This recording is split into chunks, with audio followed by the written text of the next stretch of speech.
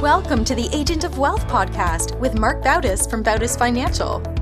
In this podcast, Marc helps guide you towards financial freedom, ensure you never run out of money, and create a balance in life that prioritizes what is most important to you.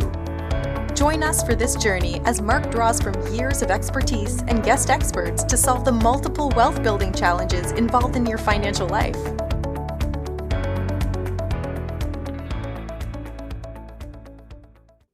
Welcome back to the Agent of Wealth. This is your host, Marc Bautis. On today's show, we brought on a special guest, Jewel Tankard. Jewel's an economist turned financial powerhouse.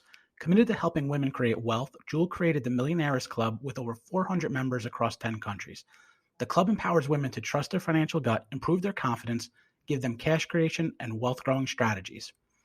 Known as the matriarch of Bravo's hit reality show Thicker Than Water, The Tankards, and a current star of Fox Soul's Chatter, Jewel's a superstar in both the business and entertainment industries. Jewel's also the author of the books The Mind of a Millionairess and Millionairess Lifestyle, Understanding the Price and the Process. Jewel, welcome to the show. Thanks, Marc, for having me. I'm excited to be on today. Yeah, same here. Looking forward to it. I know you recently released the book The Mind of the Millionairess. What inspired you to write that? Well, I got inspired actually quite a few years ago because I grew up in a household where my parents were entrepreneurs.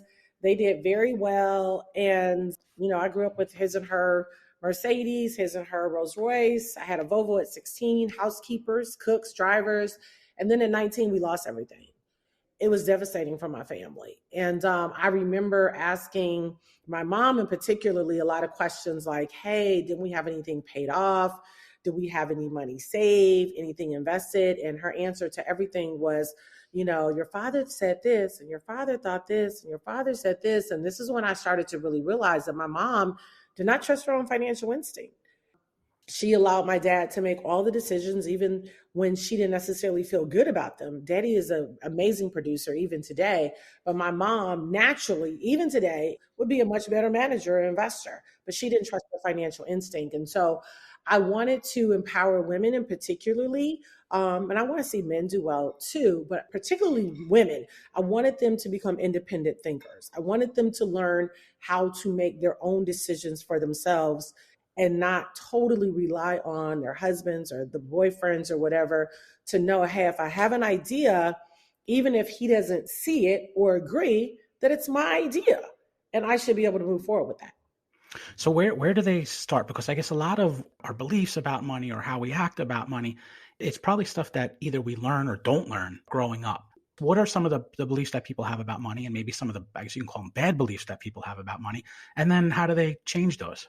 Yeah, it's such a great question, Marc. I think that a lot of people don't think about money, unfortunately. And I don't think people realize the impact that it has on their overall quality of life. For example, you might talk to some people and they'll be like, I don't really worry about that, as long as I have love and peace. I'm like, honey, you ain't gonna have no peace if you don't have no money. Because they're not going to be paid for. So I think there's this ideal of, it'll take care of itself, or I'm not going to worry about that, or rich people are greedy or they're mean. I think we have all these kind of crazy philosophies that stops us from studying it, because anytime you want to become good at something, you're going to have to study it.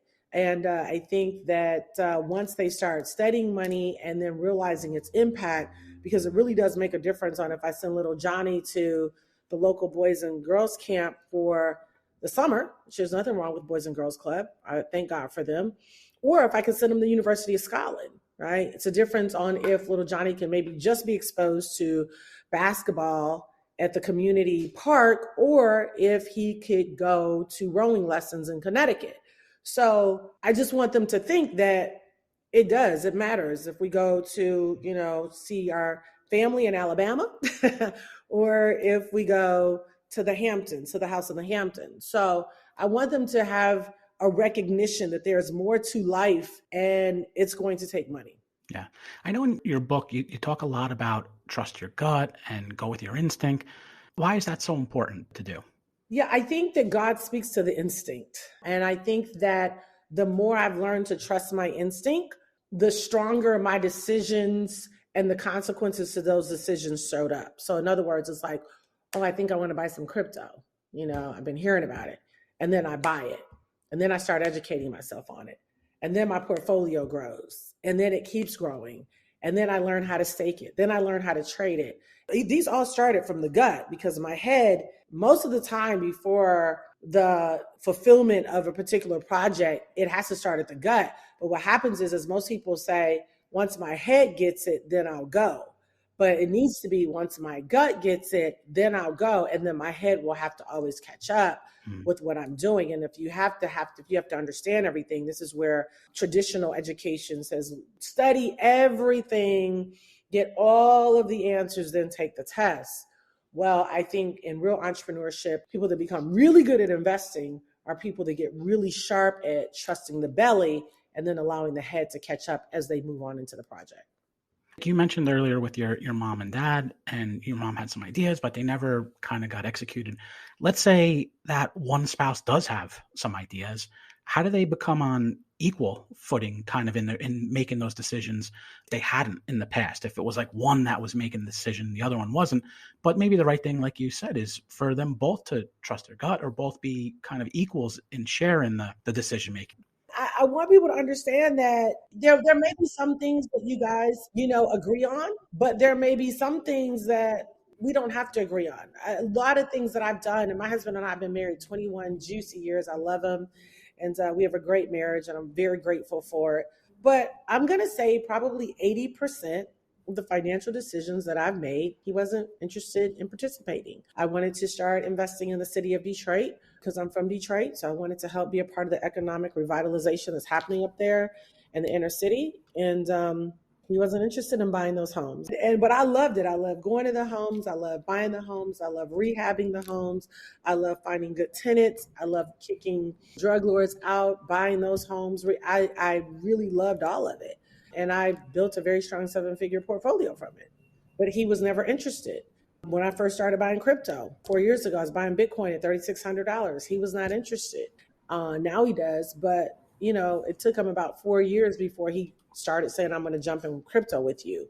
A lot of things, it's been that way. And he's an innovator and a forerunner in his own right, very successful businessman, pilot. We have our aviation company and own a couple airplanes, a couple Cessnas, and, jazz artist. So he was still receiving and walking in a lot of success for his life.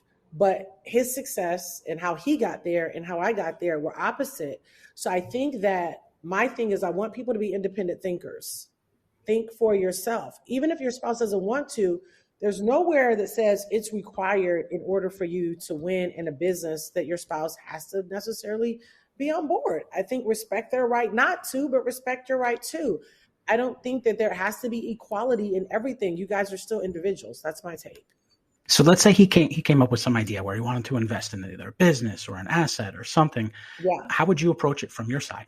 Oh, I get behind it. I'm proud of him. I mean, when he told me, baby, I want to start buying airplanes and brokering them, I was like, Hercules.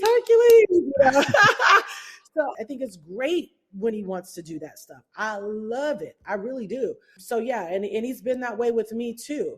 There have been very few times where I'm like, oh, I don't think you should do it. But even when I thought, I don't think you should do it, ultimately it was his bag and his idea and he gets to do it. I don't have to. I remember one time, this is a great example. He was looking for a place in Florida that he wanted to buy. He's from Florida and he wanted a vacation spot down there. And I'll never forget this. He took our plane and he took a good friend of his, Greg Hopkins, and they went down there for the day looking at different properties. And I'll never forget, he sent me a picture. He was sitting down with this cute little white couple and they were signing the deal. And I said, baby, did you get that house? He said, I got it. And he was so excited. There was a part of me for a minute that was like, I know you didn't just buy that house and I didn't even see it. But there was another part of me that was like, that was bossy. That was sexy. I like that. It's worked for us. Yeah. I know you, whether it's your club or your book, you talk a lot about creating wealth and building wealth. But one of the things I see a lot with that is this, you have to live frugally or you have to cut back and restrictions. Is that always the case? I don't like it. Now, I do think that there are times where you have to know what season you're in. We've had years where we did not go on family vacation because it was heavy paying off debt and heavy, heavy investing. And there are some of my colleagues that I love and respect that say, live beneath your means. I don't want to live beneath my means. I want a girl to go get her hair done. I want her to get her nails done. I need her to feel good about herself because that's going to impact her confidence, which is going to end up impacting her ability to be productive and negotiate deals. So my thing is, of course, I want you to have a healthy balance sheet. I don't want you to have more Louis Vuitton and Gucci, but you're bouncing checks. So there is a balance to it, but I think that you need to set yourself up to say, this is the way I want to live. We literally just walked through this with our daughter and our future son-in-law. They, they live in DC and they want to stay in DC. So they're about to stop renting and they're going to purchase their first home. And as we're looking, everything that they want is like $700,000 to $1 million, And so I'm thinking, you guys need to come south. You can get, double the house, half the price, but they both said something like, this is what we want. So we're willing to produce the income that we need to live where we want to live. And my husband and I both said, you know what? We respect that. So I think it's just about making a decision what you want. What are your non-negotiables? And I think taking care of yourself is a non-negotiable.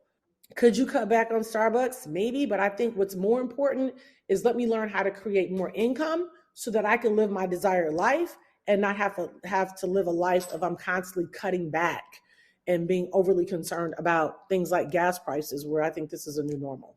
Yeah. You just mentioned something about the importance of confidence, and you mentioned it in your book too. And you don't see that a lot in financial books. You see, do this with your money, but, whether it's looking presentable, not looking sloppy, and taking care of yourself health-wise. So how did you come across how important confidence is to moving forward and building wealth? Yeah. I mean, if you just do some people watching, okay, and you look and you see somebody comes in, their head's kind of down, their posture's kind of bad, they're kind of dragging their feet, and you just look like, maybe they're not winning.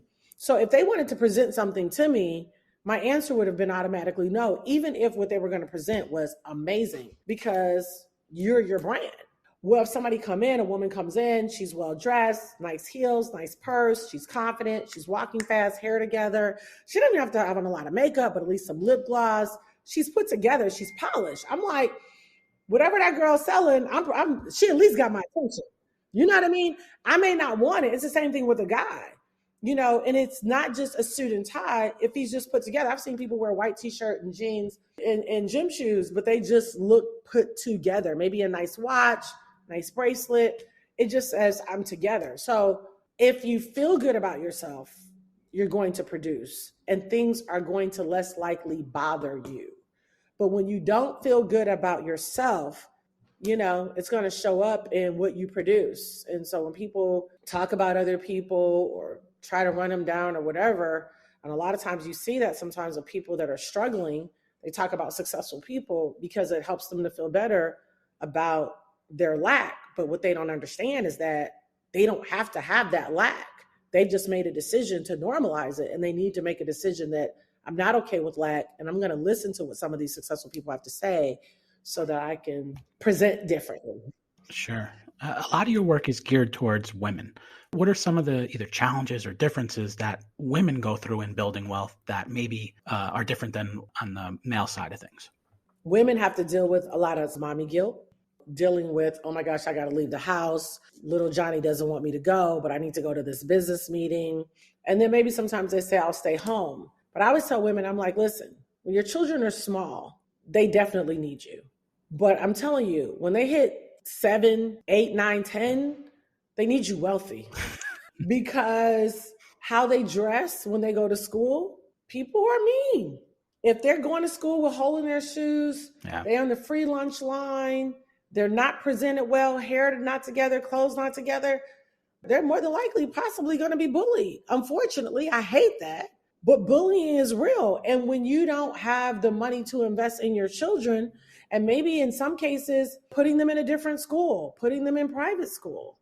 So I think I want women to be cognizant of the fact that my children are going to need me wealthy more than they need me present. Present is good. Don't get me wrong. I'm not forsaking that because quality time I think is very, very important. We have a very big family. I love my family, but they also know my son just left with his children. And I was talking to my babies. They were so cute. And they were like, when are you coming back? I said, well, listen, right now, Mimi's making a lot of money so that when you go shopping, you don't have to say, can I get this or that? You don't have to do either or. You get and also. You want that? Okay, you get that, you get that. I just got them a new playground out there. We built a whole outdoor living space with a pool and all that. And they love to come over because of all the stuff. But I always make sure that they know, because they're like 3 and 5. I let them know at a young age, yeah, I didn't make that ballet lesson, but I'll be at the recital. But I did make the ballet lesson, but when we go shopping, I say, now remember that time that I wasn't there? It was because I was making money. So I'm teaching them at a young age the value of, I want them to be able to see, work diligently, educate yourself, live the life that you created, not the life that somebody created for you. Last thing I'll say, Mark, is which is why I think sometimes people are angry at their situation, but they don't realize no one is holding a gun to their head. They can change their situation. Any woman can change her situation. She might say, well, my husband makes all the money. Well, you start making money. I don't know what to do. Start asking questions, read books, get on YouTube, join my club.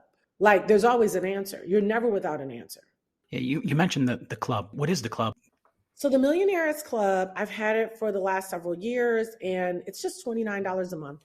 Just $29 a month. And I made it $29 a month because I want the average, everyday woman to know, whether she's a housewife, housekeeper, I don't know, waitress, maybe she owns a restaurant, maybe she's already a boss. But I want her to know that, first of all, wealth is for her, independent of her husband. Even if he has it, that's wonderful. But in addition to wealth being for her, wealth is not just about entrepreneurship, but I want her to become a very good investor.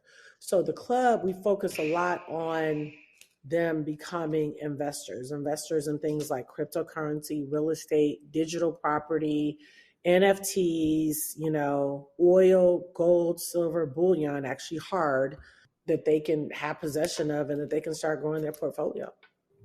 You just mentioned a lot of call them non-traditional assets or that people would invest in. How do you analyze, let's say a new opportunity comes up, maybe in some area that you don't have experience or haven't invested in previously? How do you analyze it and say, make that decision of, yes, this is an avenue I'm going to pursue, or no, I'm going to move on and wait for the next thing to come up? Yeah, absolutely. Mark, I've always been attracted to innovation, and I definitely have an early adopter mindset. I think the early adopters have a lot of early benefits. I started in on Bitcoin at 3,600. But even before Bitcoin, I owned a Nextel franchise when they had the two-way radio phones with that. And I made a lot of money. I did Airbnb. I didn't follow my rule. My rule is I like to get in an investment or a business when it is at the beginning of a cycle within the first 10 years. And I recently had an Airbnb in Buckhead, super, super dope, cute Chanel blue and gold theme. It was super cute. And it stayed booked. But because of all of the different fees with Airbnb now, you have to have licenses. Even though it stayed booked, it wasn't profitable after the expenses. And when I looked at, hey, it's 2022, Airbnb started in 2007, you probably should have been in before 2017. Now, is there still money to be made in Airbnb? I think there is. But the point is, the most amount of money is usually always made at the beginning of a particular cycle, whether it's a business or an investment. And so I like things that are innovative. I like to do things that are just coming hot off of the press that most people don't understand, because they probably by the time that they fully grasp it, fully understand it, the supply is big, the demand is now low, then a lot of times the trend, you've kind of missed the biggest growth curve. So I like for things to start in things at the bottom, because then they can trend all the way up. And by the time they get ready to start to maybe scale down or retrace a bit, I've already made, a nice bag or two. You mentioned your Airbnb investment, some properties you had in Detroit. Do you still invest in real estate, or is that an asset class you've kind of shifted away from a little bit?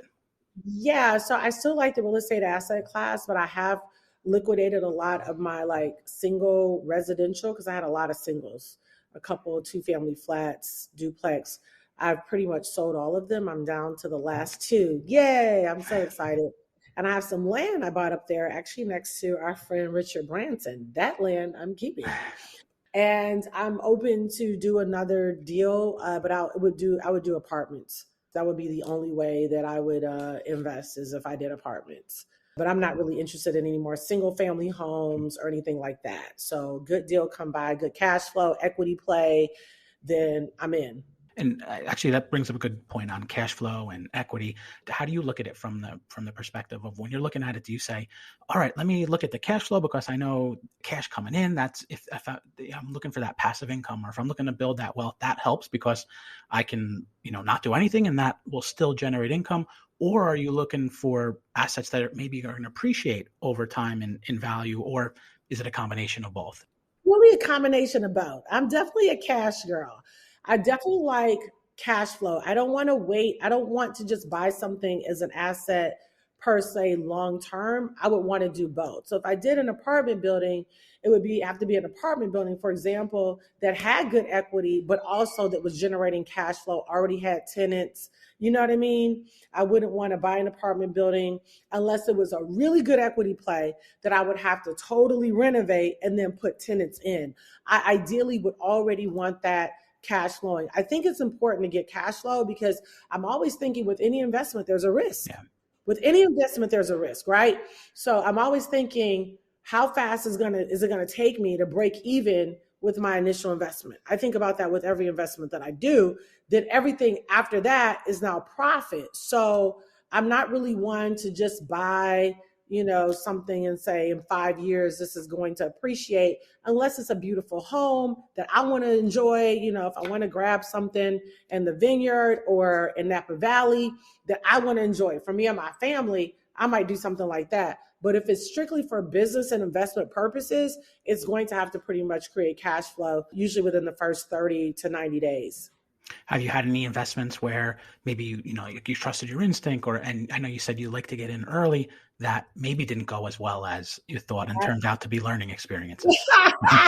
I definitely have had some lessons. Yeah. I've been blessed that I have more wins, way more wins than I have Yeah. had lessons. But yeah, I'm thinking about a deal right now with someone that I trusted, and we went in on a deal and they kind of went MIA. I actually went in on a deal with a partner who I bought a tax lien apartment.